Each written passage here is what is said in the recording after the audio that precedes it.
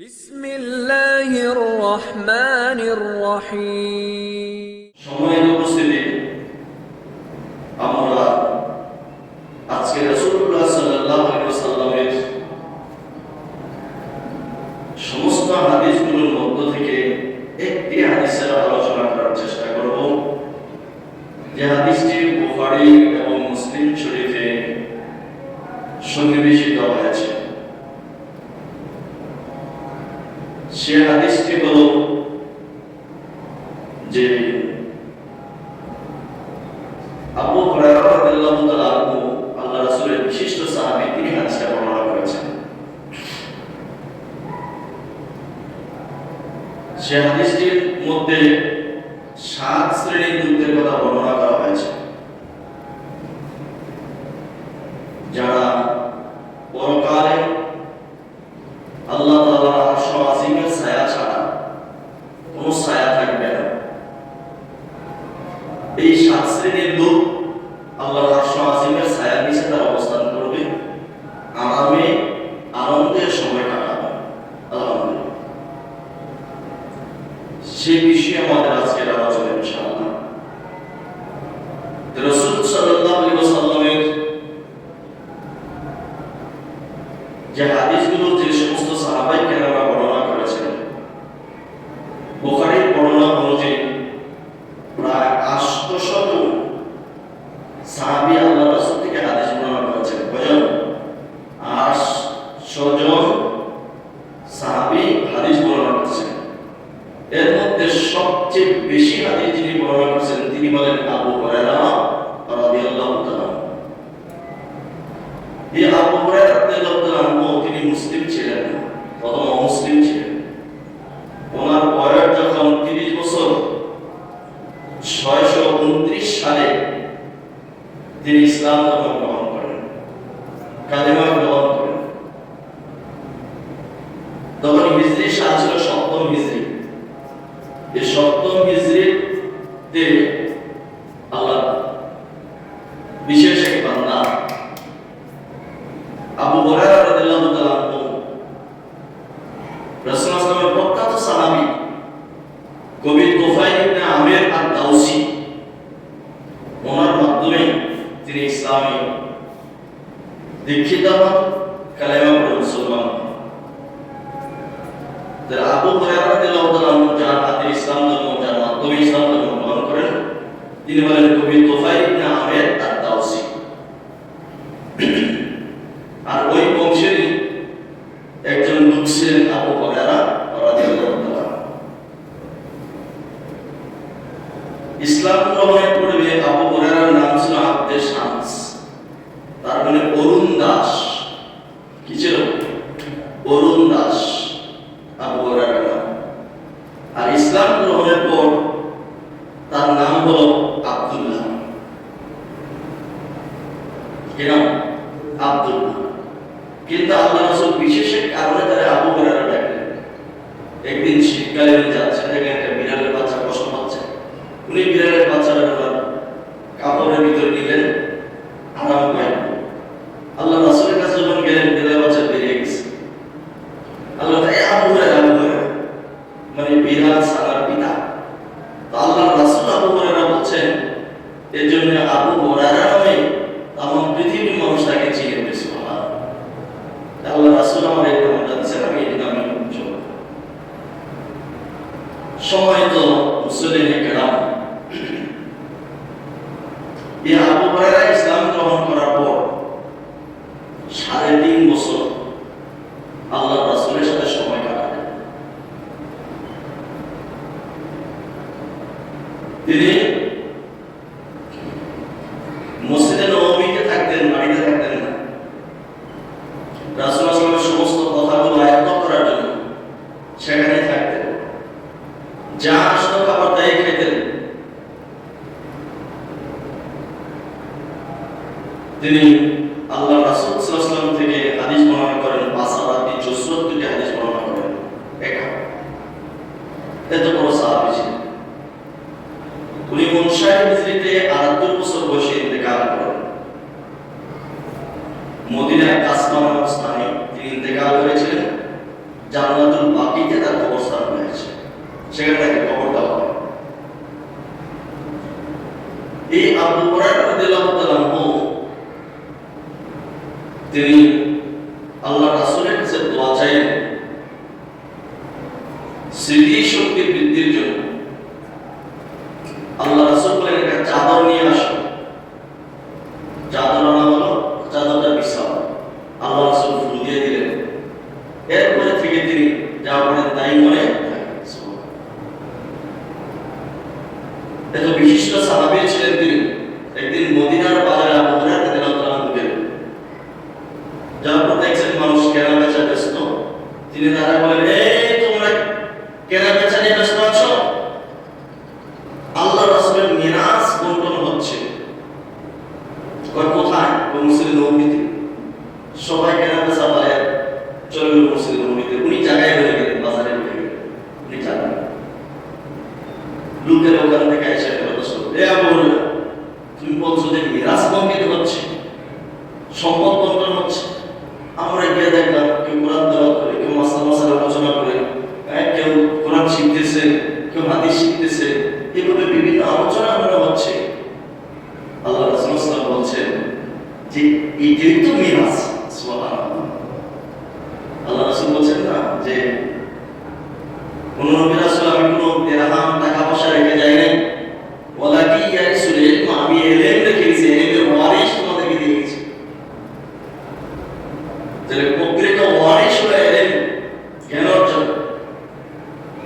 এজন্য আবু হুরায়রা সে জ্ঞান অর্জন করেছিলেন রাসূলুল্লাহ সাল্লাল্লাহু আলাইহি ওয়াসাল্লাম থেকে।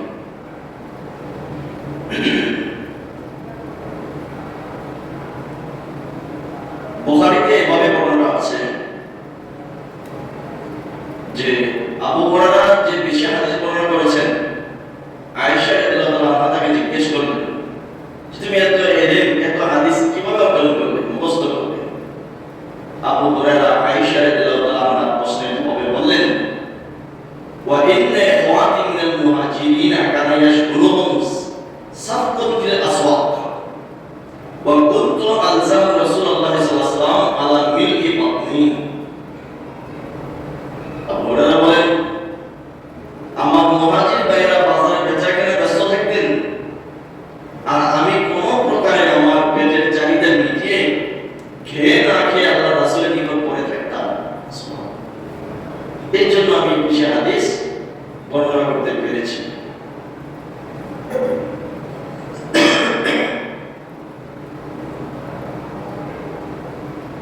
মুহাদ্দিসগণ বলেন যে আল্লামা বদরুদ্দিন আইনি রাহমাতুল্লাহ আলাইহি আবু হুরায়রার ব্যাপারে রওয়া আকসারুস সাহাবাতি রিওয়ায়াতান বিজমাআ, সমস্ত মুহাদ্দিসগণ যে একমত তিনি অধিকাংশ হাদিস বর্ণনা করেছেন। তাহলে সাহাবীদের মধ্যে সবচেয়ে বেশি যিনি হাদিস বর্ণনা করেছেন তিনি নাম কি? আবু হুরায়রা রাদিয়াল্লাহু তাআলা আনহু। ওমর রাদিয়াল্লাহু তাআলা আনহুর সময় এত বড় মুহাদ্দিস ছিলেন আবু হুরায়রা। বাহরাইনের শাসনকর্তা নিযুক্ত করেন আবু হুরায়রা রাদিয়াল্লাহু তাআলা আনহুকে। কোন এলাকা? বাহরাইন। সেই এলাকার শাসনকর্তা হিসেবে ওমর আবু হুরায়রা রাদিয়াল্লাহু তাআলা আনহুকে নিযুক্ত করেছেন। মুআবিয়া রাদিয়াল্লাহু তাআলা আনহুর শাসনামলে তিনি মদিনা শরীফের শাসক নিযুক্ত ছিলেন। মদিনার তিনি শাসনকর্তা হিসেবে নিযুক্ত ছিলেন আবু হুরায়রা রাদিয়াল্লাহু তাআলা। যখন আবু হুরায়রা রাদিয়াল্লাহু তাআলা আনহুর মৃত্যুর বিছানায় তিনি মারা যাবেন, শয্যাশায়িত, তিনি কাঁদতেছেন। তখন সাহাবায়ে কেরামরা জিজ্ঞেস করলেন, আবু হুরায়রা কাঁদো কেন? তুমি তো বেশি হাদিস বর্ণনা করেছো আল্লাহর রাসূলের, আসহাবে সুফাতে মদিনায় ছিলেন, কাঁদো কেন? উনি বলেন, আমি দুনিয়ার জন্য কাঁদছি না, আমি দীর্ঘ এক সফর ছিল আমার পাতেও ছিল কম। চিন্তা করেন, যারাই আল্লাহর ওলি, আল্লাহর পেয়ারা বান্দা,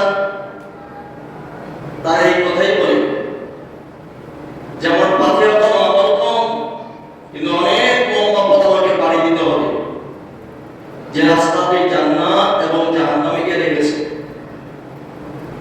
কিন্তু আমি তো জানি না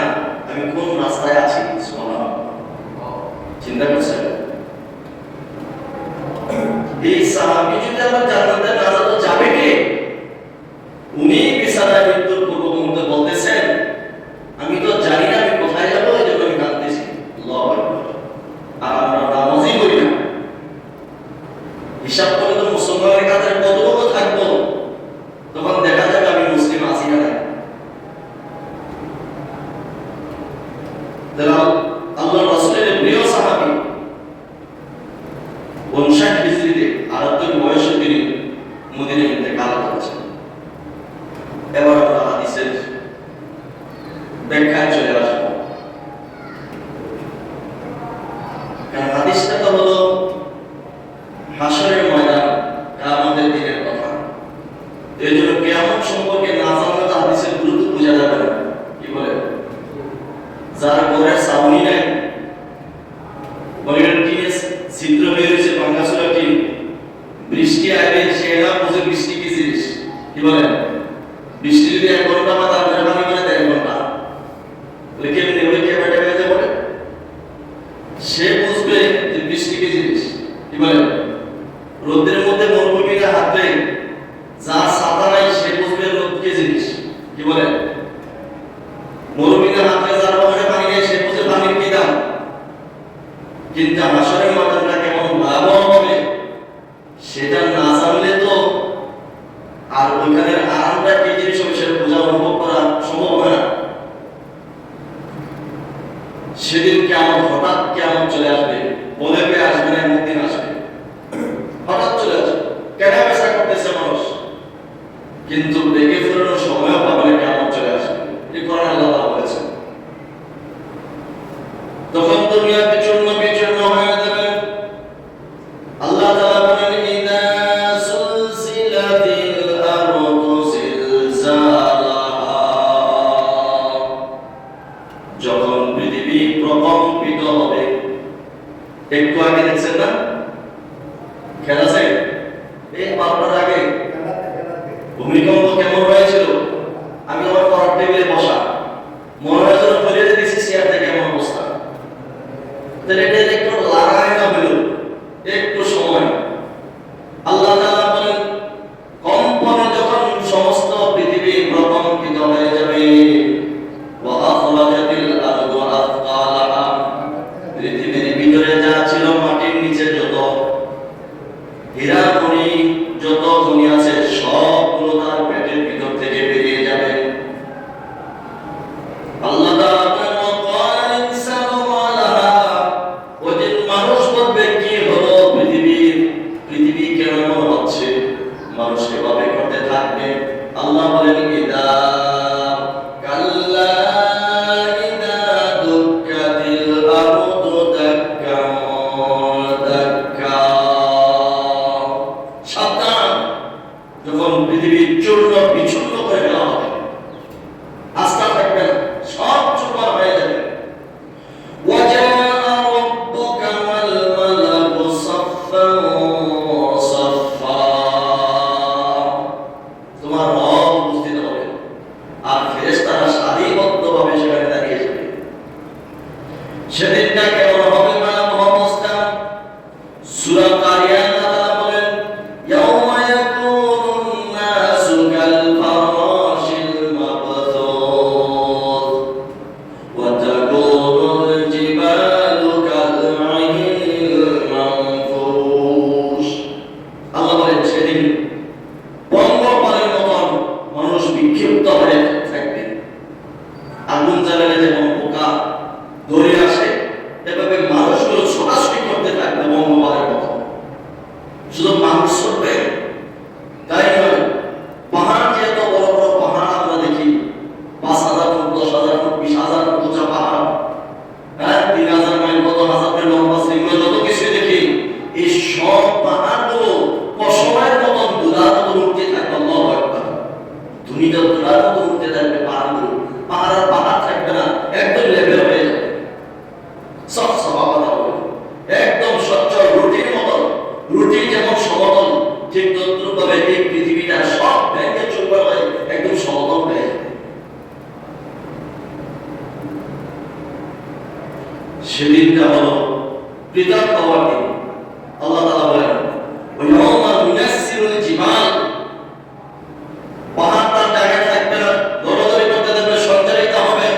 ওয়া তারাল আরদা বারিজাতান ওয়া হাশারনাহুম ফালাম নুবাদির মিনহুম আহাদা, যে সব তছনছ হয়ে যাবে, তখন পৃথিবী উন্মুক্ত একটা খোলা ময়দানের মতো। সেদিন সকল মানুষ একত্রিত হবে,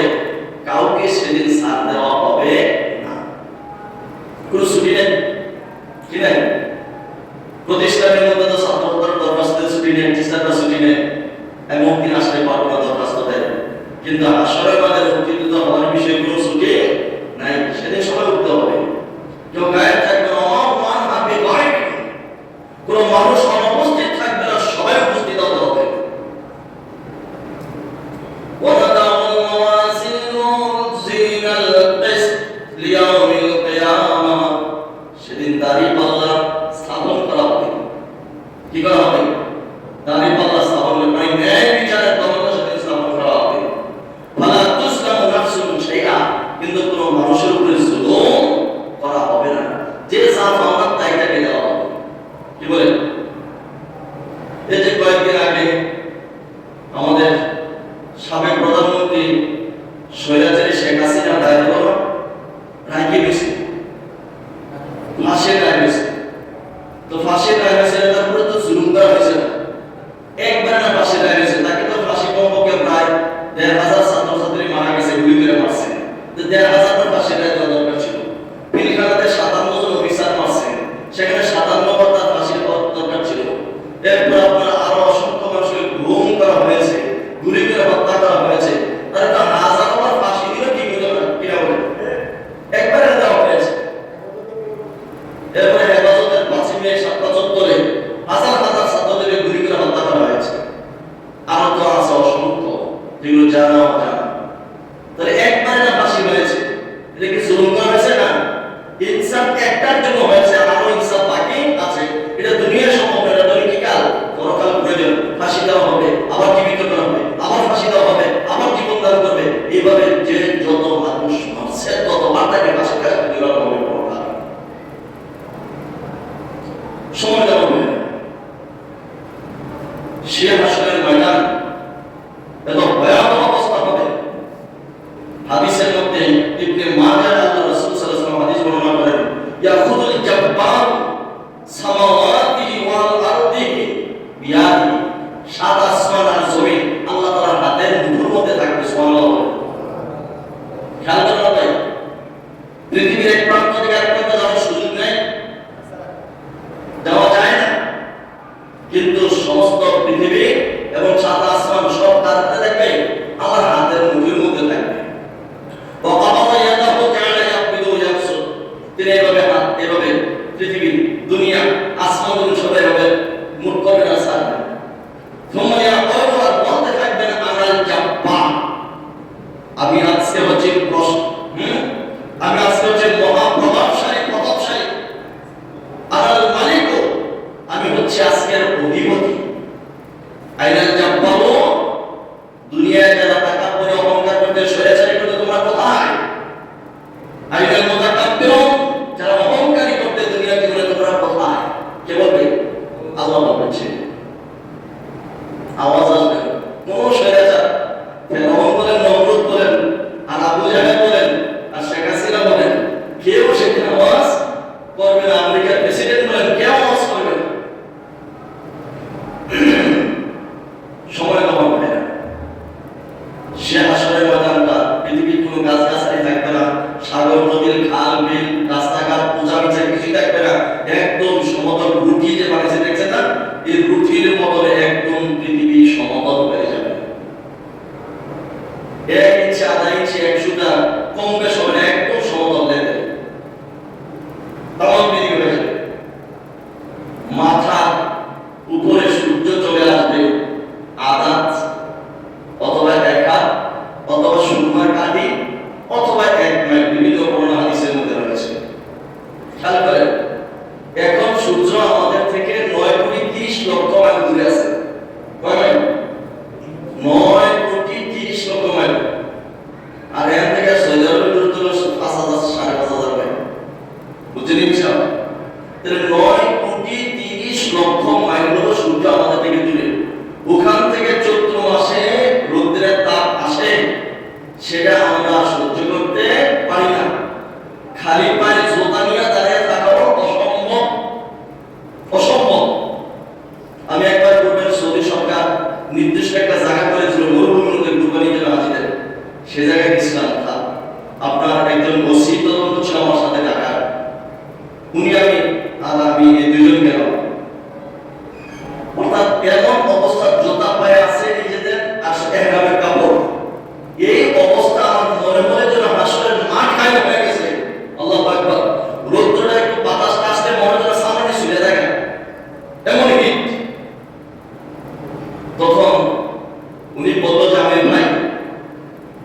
জায়গায় যদি 1 ঘন্টা দাঁড়িয়ে থাকা যায় কেমন হবে? আমি কি 1 ঘন্টা দূরে কোথায় 5 মিনিট দাঁড়িয়ে থাকা সম্ভব না হবে? আর হাসপাতালের মধ্যে কোন শরীরে কাপড় থাকবে না, উলঙ্গ, পুরুষ নারী সবাই, জোতা থাকবে না, খালি পায়। এই অবস্থা হাসপাতালের মধ্যে উঠবে, আর সূর্যের হবে একদম কাছে। 9,30,00,000 মাইল থেকে সূর্যের তাপ আসাটা যদি আমরা সহ্য করতে পারি না, আগুনের মতো ভয় হয়, মুহূর্তের মধ্যে শরীর ঘামে, ঘামতে ঘামতে পায়ের মধ্যে পানি জমে, মন আছে না? তেমনটা আমরা দেখেছি সৌদি আরবে। একদিন নামাজ পড়তেছিলাম, নামাজের টাইম হয়ে গেছে, কিন্তু দাঁড়িয়ে গেছে বাহিরে, জুতার উপরে দাঁড়াইছে। জুতার উপরে দাঁড়াইয়া এই 4 রাকাত নামাজ পড়তে পড়তে মনে করেন তিন মাথা থেকে ঘাম ঝরতে ঝরতে পায়ের মধ্যে জুতার মধ্যে গিয়ে পানি লাগছে। তারা হাসপাতালের কোনো জুতা থাকবে না। আল্লাহু আকবার, কি ভয়াবহ অবস্থা হবে। আল্লাহ রাসূল সাল্লাল্লাহু আলাইহি ওয়াসাল্লাম হাদিসে বলেন, ইয়াকুন নাস ইয়াওমাল কিয়ামাতি হাত্তা ইয়াযহাবা রাকাবুম ফিল আরদি 70 সিরাআ। ওদিন মানুষের গায়ে থেকে ঘাম ঝরতে থাকবে, তার ঘাম ঝরতে ঝরতে পানি লেগে যাবে, যাইতে যাইতে 70 সিরাআন, 70 গজ পর্যন্ত তার পানি চতুর্দিকে এভাবে ছড়ে যাবে। 70 গজ, ডানে 70 গজ, বামে 70 গজ, হ্যাঁ, সামনে 70 গজ, পেছনে 70 গজ। এই 70 গজ এরিয়ার ভিতরে এই একজন ব্যক্তির গান হবে। এই গান কিভাবে হবে?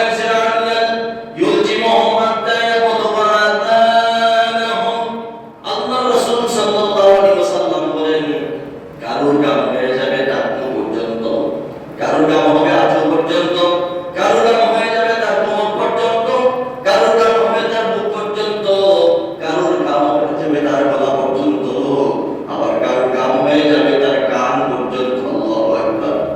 আমার ভাইয়েরা, হাসরের ময়দানে যে পানি আপনার কান থেকে ধরেন 70 গজ পানি মনে করেন একটা পুকুরের মতো, এবং একটা পুকুরের মতো গান হয়ে যাবে আপনার গলা পর্যন্ত।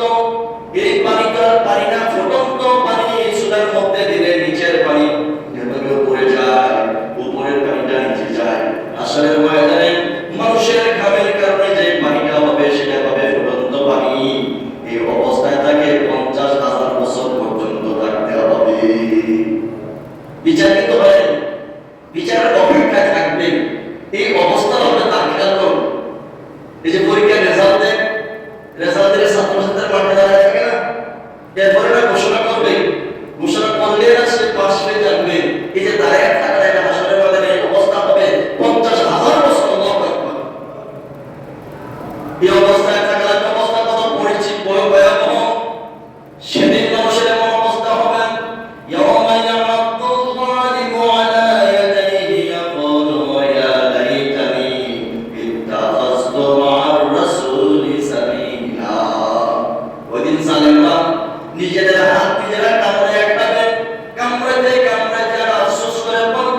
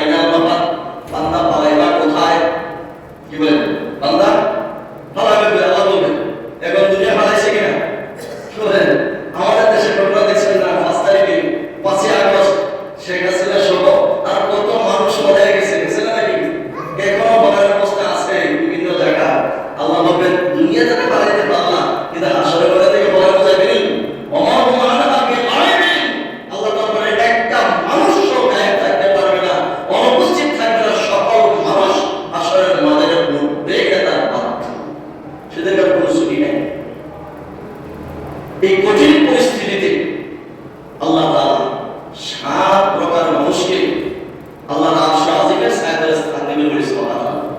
কয় প্রকার? কয় প্রকার?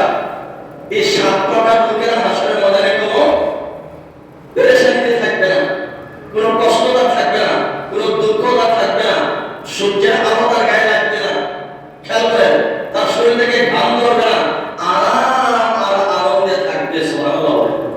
আরাম আর আনন্দে।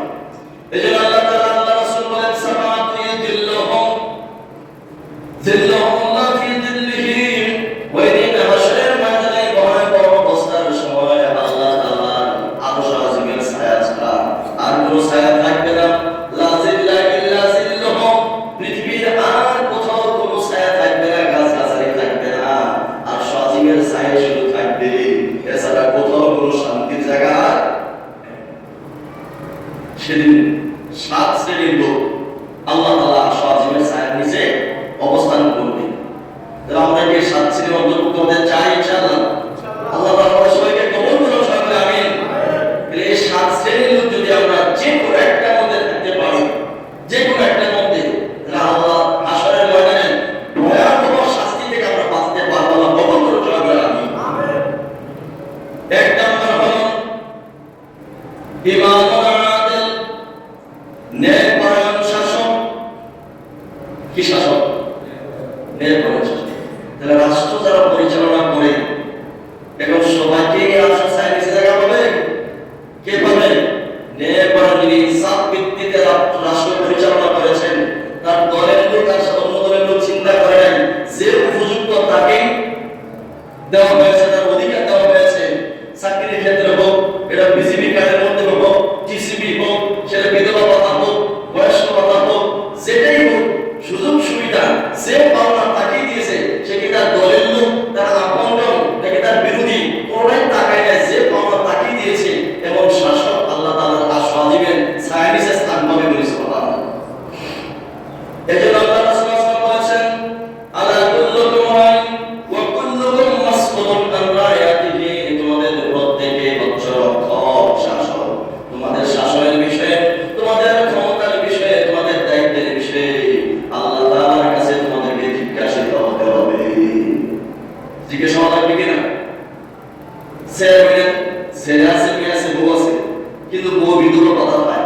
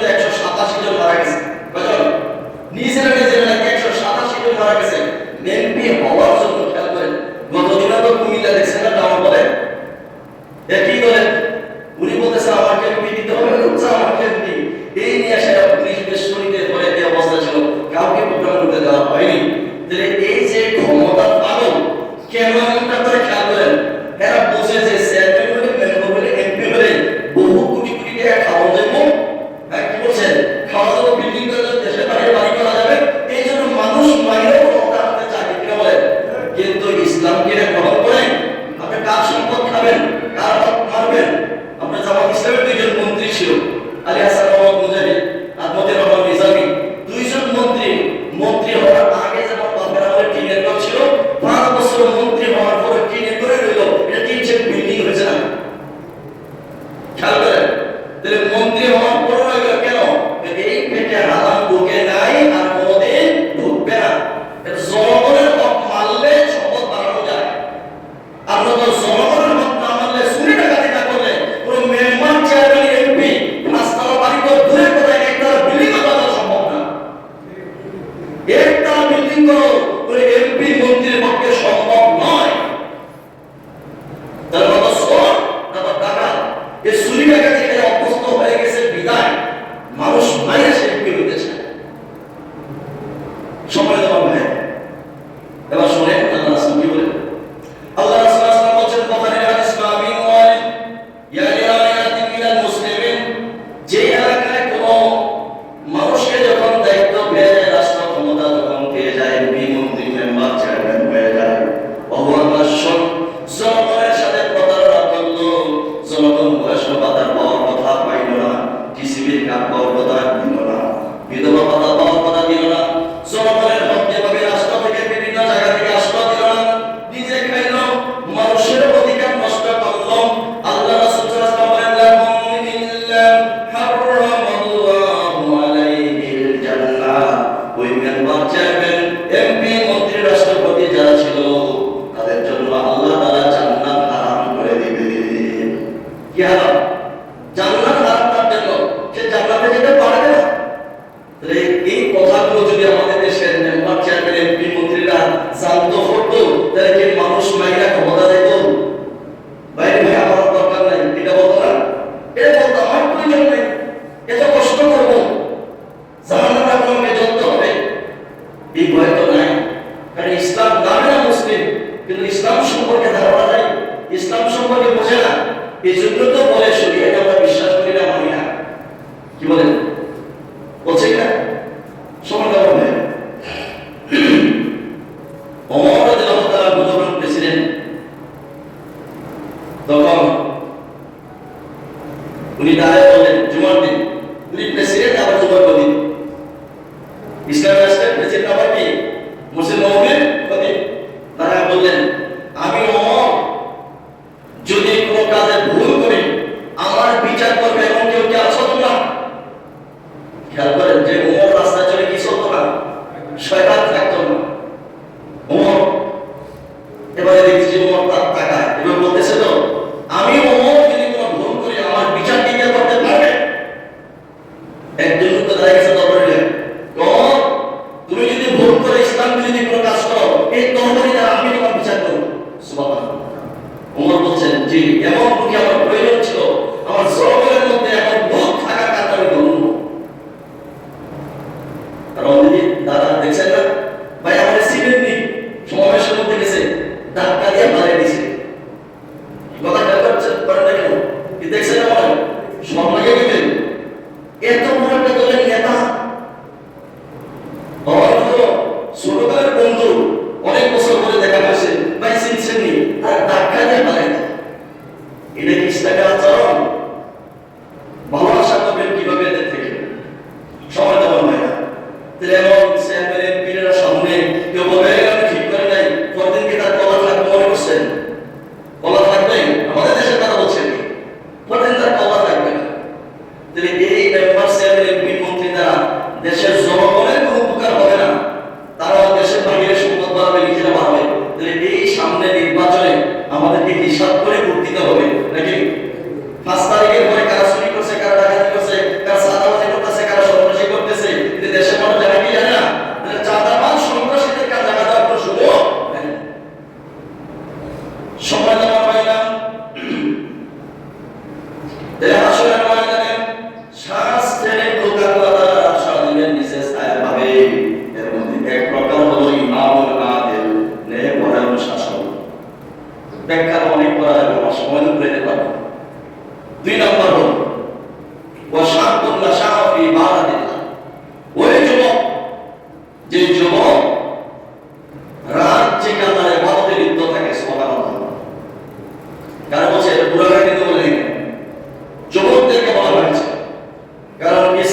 পক্ষে বিজয় আনার জন্য, আল্লাহর দ্বীন প্রতিষ্ঠার জন্য যুবকদের সবচেয়ে বেশি ভূমিকা লাগবে। অতীতেও ছিল, বর্তমান আছে, ভবিষ্যতেও লাগবে যুবকদের জন্য। আপনারা জানেন মুআজ আর মুআব্বাস যুবক আবু জাহেলকে হত্যা করেছিল বদরের যুদ্ধে। এটা কি বুড়া ছিল না যুবক ছিল? একদম যুবক, ডাক দেওয়া যুবক। যুবকদের শক্তি হাসরের মধ্যে আল্লাহ তাআলা বলেন শাবুনা শাবি বারাদিল্লাহ, যে যুবক তার যৌবনকালে আল্লাহর ইবাদতে রাত কাটায়, রাত জাগে, সেই যুবক আল্লাহ তাআলা সাজিমের সাইনিসে স্থান পাবে। এই যুবকই কিন্তু আমার দর্শনে সেঞ্চুরি করতে পারে, বেশি কি আমাদের দেশে। আবার এই যুবকও কিন্তু ওমরের মতো খলিফা হতে পারে, ঠিক কি না?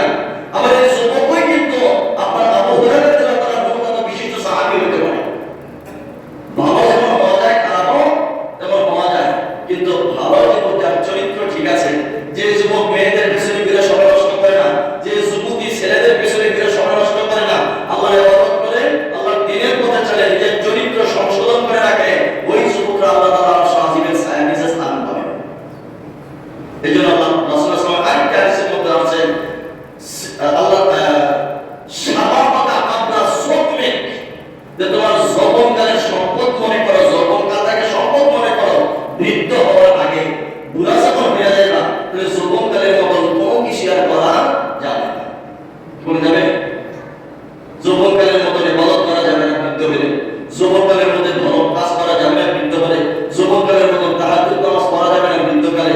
এইজন্য যৌবনকালে ইবাদত যে করবে, যে যুবক যুবতী, সে বৃদ্ধ বয়সে যদি না করতে পারে, তার ইবাদতের পেনশন দেওয়া হবে সুবহানাল্লাহ।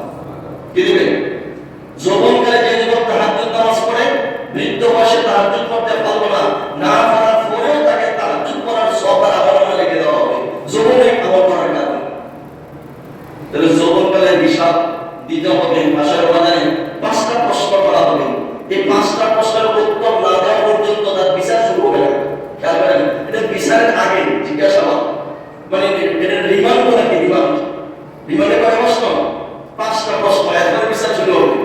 এই বলে দৌড়ে গেলাম না ভাই, ফাউসল বেরাছে নেসেতে লাগানো থাকবে, ক্রেন দিয়ে আপনারা ছোট মধ্যে জায়গা থেকে লাগানো হবে। এর মধ্যে একটা হলো তোমার যৌবনকাল কোন কাজে ব্যয় করছো। 5টার মধ্যে একটা, যৌবনকাল কোন পথে ব্যয় করেছো। তাহলে যৌবনকালে হিসাব দেওয়া লাগবে কি লাগবে না? আর্মি, পুলিশ, বিডিআর যে দেওয়া হয়, নিয়োগ দেওয়া হয়, এটা জোয়ান নাকি বুড়া? কি বলে যুবক না? তারা যুবকদের আর্মি, পুলিশ, বিডিআর নিয়োগ দেওয়া হয়, বুড়া মানুষদের দেওয়া হয় না। তাহলে রাষ্ট্র পরিচালনার জন্য, আল্লাহর দ্বীন প্রতিষ্ঠার জন্য যুবকদের বেশি প্রয়োজন নাকি কম প্রয়োজন? যুবকদের বেশি প্রয়োজন। মানে দেখেন না, এই যে 17 বছর পর্যন্ত বুড়া যুবক সবাই মিলে কৃষি করতে পারেন, কিন্তু যুবকরা যখন চাকরি গেছে, হাসিনা বলা গেছে, দেখছেন? এই যুবকদের মর্যাদা আল্লাহ রাসূল দিয়েছেন।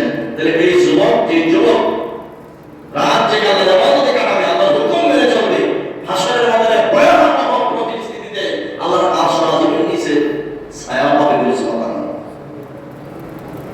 আমরা সবগুলো তো ব্যাখ্যা করা সম্ভব হবে না, যেহেতু আমাদের সময় অত্যন্ত কম। মসজিদের মধ্যে মানুষের ঘুম আসে না? বলে একটু করে খেলাই যাবেন, আপনার অনেকে ঘুমের ট্যাবলেট খায় রাত্রেবেলা, তাও ঘুম আসে না, কিন্তু এখানে মসজিদে পাঠিয়ে দিলে কিন্তু 5 মিনিটের মধ্যে পয়সা হবে। ওই যে দোয়া করেন, আল্লাহুম্মা আফতাহ আলী আবওয়াবা রাহমাতিক, আল্লাহ আমার জন্য তোমার রহমতের দরজাসমূহ খুলে দাও। তাহলে মসজিদে আসলে কি হয়?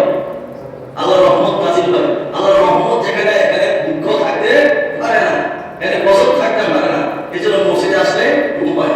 ফাগল যদি একটা ধরে বাইতে মসজিদে নিয়ে আসেন, এটা তো বিদ্যুতের উপরে ঘুমাই গেছে, ট্যাবলেট লাগছে। তাহলে এই যে মসজিদে আসলে বান্দা প্রশান্তি পায়, তার ঘুম আসা যায়, তাহলে মসজিদের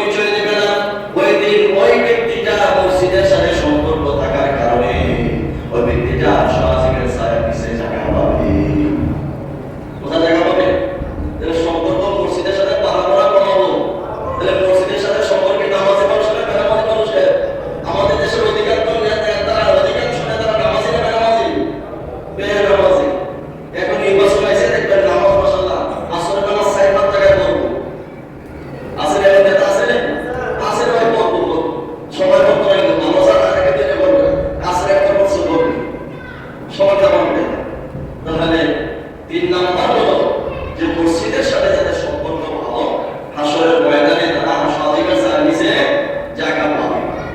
4 নাম্বার আমি সংক্ষেপ করছি। 4 নাম্বার রাজুলানে তাআব্বা ফিল্লাহি ইজতামা আলাইহি ওয়া তাফাররাকা আলাইহি, এমন দুইজন ব্যক্তি যারা তারা দুইজনের মধ্যে একত্রিত হবে আল্লাহ সন্তুষ্টির জন্য, আবার বিচ্ছিন্ন হবে আল্লাহ সন্তুষ্টির জন্য। তার মানে কি? একত্রিত হবে মানে যে এই লোকটা আল্লাহর হুকুম মানে, রাসূলের তরিকায় চলে, সে আমার বন্ধু। এখন একটা সুর হয়ে গেছে, পাথর হয়ে গেছে, আমি তার দ্বারা চলতে পারি না, তুই এতদিন বন্ধু ছিল, আমার বন্ধুরা আছে কথা তুই আমি তোর সাথে নাই। একত্রিত হবে আল্লাহ সন্তুষ্টির জন্য, আবার শত্রুতা হবে কার জন্য? আল্লাহ সন্তুষ্টির জন্যই হতে হবে। আল্লাহ রাসূল সাল্লাল্লাহু আলাইহি ওয়াসাল্লাম বলেছেন, মান আহাব্বা লিল্লাহ ওয়া আবগাদা লিল্লাহ ওয়া আতা লিল্লাহ ওয়া মানা লিল্লাহ ফাকাদ ইসতাকমালাল ঈমান। মান আহাব্বা, যে একজন আরেকজনকে ভালোবাসে আল্লাহ সন্তুষ্টির জন্য, একজন আরেকজনের সাথে শত্রুতা বিক্রি তাও আল্লাহ সন্তুষ্টির জন্য, একজন আরেকজনের দান করা করে আল্লাহ সন্তুষ্টির জন্য, দান করা থেকে বিরত থাকে, সেটা আল্লাহ সন্তুষ্টির জন্য হতে হবে। অর্থাৎ যে কোনো জায়গায় দান করা যাবে না, যে কোনো জায়গায় দান করা যাবে না, দান হালাল ক্ষেত্রে আপনি দান করতে পারবেন। নিজের টাকা আছে, যে কোনো জায়গায় দিয়ে দিলাম, মদ কিনতে গেলাম, গাঁজা কিনতে গেলাম, না পারবেন না বলে টেহা আমার খাইলে সমস্যা কি, খাইবেন ঠিক, কিন্তু সাইডে দিবার জন্য হয়ে যাবে। মরার পরে দেখবেন ওই বোতল, যে বোতল খাইছে এই বোতলে সাইজ করা হবে। সুতরাং সম্পদ আমার না, আল্লাহ সম্পদ দিয়েছে, এই সম্পদ আল্লাহর বিধান অনুযায়ী খরচ করতে হবে। এর বাড়িতে খরচ করার কোনো অধিকার আপনার আমার নাই। যদি বের লাইনে খরচ করা হয়, জবাবদিহি করতে হবে কার কাছে? আল্লাহ তাআলার কাছে। সময় দেওয়া হবে না।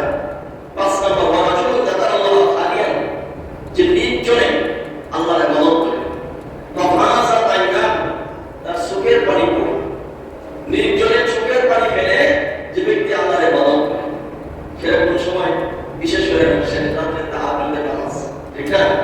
শেষ রাতে পড়বা, যে কোনো সময় নির্জনে বসে দুরাত নামাজ পড়লো, আল্লাহর কাছে কান্নাকাটি করবো।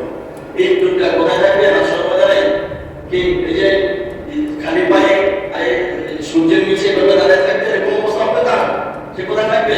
আল্লাহ তাআলার আরশ আজিমের ছায়ার নিচে সে থাকবে, যে নির্জনে আল্লাহর ইবাদত। সময় দেওয়া হবে। আল্লাহ রাসূল বলেছেন, লা তামাসসাহু নার আইনুন বাকাত মিন খাশিয়াতিল্লাহ ওয়া আইনুন বাতাত তাহরুসু ফি সাবিলিল্লাহ। দুই চোখ জাহান্নামের আগুনে জ্বলবে না। কয় চোখ? দুই চোখ জাহান্নামের আগুনে জ্বলবে না। এক প্রকার যে চোখ আল্লাহর ভয়ে পানি ছেড়েছে, কাঁদছে। কার ভয়ে কাঁদছে? আল্লাহর ভয়ে ক্রন্দন করেছে, চোখের পানি ফেলেছে, সেই চোখ জাহান্নামে জ্বলবে না। আরেকটা হলো যে চোখ আল্লাহর রাস্তায় সীমান্ত পাহারা দিয়েছে, সীমান্ত যুদ্ধের ময়দানে পাহারা দিয়েছে, সীমান্ত বর্ডার এরিয়া পাহারা দিয়েছে, ওই চোখ জাহান্নামের আগুনে জ্বলবে না। এই 2 প্রকার চোখ। আর অনেক কথা আছে, সেদিকে যাচ্ছে। এরপরে বলুন 6 নম্বর, ওয়ারাজুলুন দাআতুহু ইমরাতু যাতাহা হাসাবিন ওয়া জামালিন ক্বালা ইন্নী আখাফুল্লাহ। ওই যুবক, ওই ব্যক্তি আরশ আজিমের সাইনিসে জায়গা পাবে, কোন সুন্দরী রমণী, সুন্দরী রূপসী এবং বংশমালা, খুব মর্যাদা বংশ বলা মানুষ এবং সুন্দরী রূপসী, মনে করেন কোন রাজার মেয়ে, কোন মন্ত্রীর মেয়ে, রূপসী সুন্দরী আপনাকে কাছে আসো, তোমার সাথে লাইন করবো, তোমাকে বিয়ে করবো, এমন তাকে অপমান করবেন। আছে না নাই? কারণ আছে না নাই? আছে না নাই? আরে না থাকলে তো আপনারা সব হাদিসে বলতেন। এত অফার পাওয়ার পরেও ওই যুবক বলছে, ইন্নী আখাফুল্লাহ, আমি আল্লাহকে ভয় করি, তোমার মতো নষ্ট মহিলার সাথে আমি প্রেম করতে রাজি না। প্রেম প্রত্যাখ্যান, বুঝে নেবেন? আবার প্রেম প্রত্যাখ্যান করে লাইওয়ালা এরকম কথা আছে না? আছে, আছে। তাহলে কোন সুন্দরী রূপসী যুবতী প্রভাবশালী মেয়ে আপনাকে অপকর্ম করার জন্য, কিন্তু যে যুবক বলে আমি আল্লাহকে ভয় করি, এই ভয় করে অপকর্মে লিপ্ত হইল না, অবৈধ লাইনে জড়াইল না, আল্লাহ রাসূল সাল্লাল্লাহু আলাইহি ওয়াসাল্লামের ছায়ার নিচে জায়গা পাবে। যেদিন কেউ কারো কোনো পরিচয় দেবে না, ওই দিন সময় দেওয়া হবে। এরপরে বলুন, এর অনেক ব্যাখ্যা আছে, সমাজে শেষ করবো কিভাবে। 7 নম্বর হলো ওয়ারাজুলুন তাসাদ্দাকা বিসাদাকাতিন, যে ব্যক্তি দান করলো ফাফাহা গোপনে, হাত্তা লা তা'লাম শিমালু, তার